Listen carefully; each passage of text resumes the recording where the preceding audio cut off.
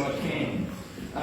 First of all, it is plainly obvious that the renewable energy projects here in the Callaway Valley and the wider Banana Shire do not have social licence.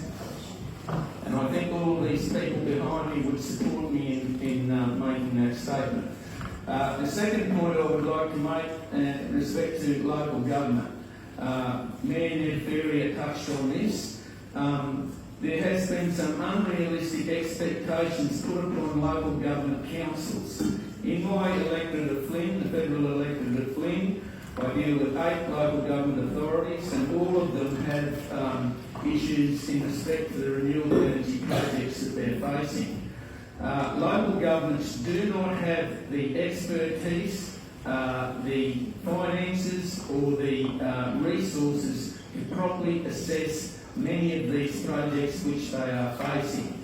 Under the Local Government Act, local councillors are forbidden to engage in what is called operational matters of council. So once DA applications are made, they are very reluctant to engage with their local communities and the proponents because they're actually breaking the law under the Act.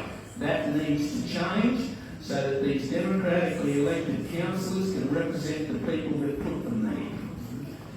The third point I would like to make is in respect to these community benefit funds. If you have a look at the investments from these renewable energy companies, they are in the billions. If you take, for example, the 3 wind turbine projects around the small town of Wandone to the south, there's approximately 500 turbines in those 3 proposals by the 3 different proponents. Their figures will tell you that it's an $8 billion investment. Now, if you're the boardrooms of those companies, you're looking for a financial return. And just to pick a figure out of the sky, a 10% net return per year on an $8 billion investment is $800 million a year.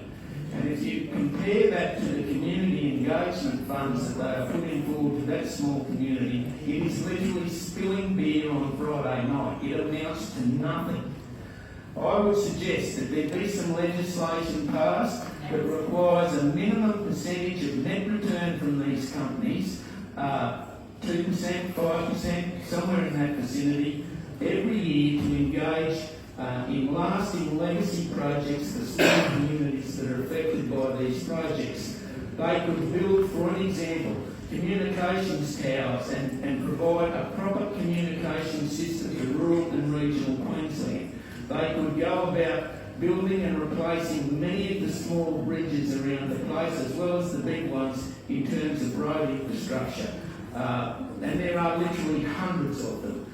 So the point is that the community benefit programs put forward by many of these companies is literally nothing compared to the amount of profits that they will be making once these projects are go ahead and once they start making profits and so forth. I'd like to further point out that in respect to these projects, the more and more transmission lines that get built, the more substations that get built, the more batteries that get built, that will go on everybody's electricity bill as further network charges. To add insult to injury, the federal government is proposing the capacity investment scheme where the Australian taxpayer will be asked to underwrite a minimum profitability for these companies to guarantee them a return. Thank you.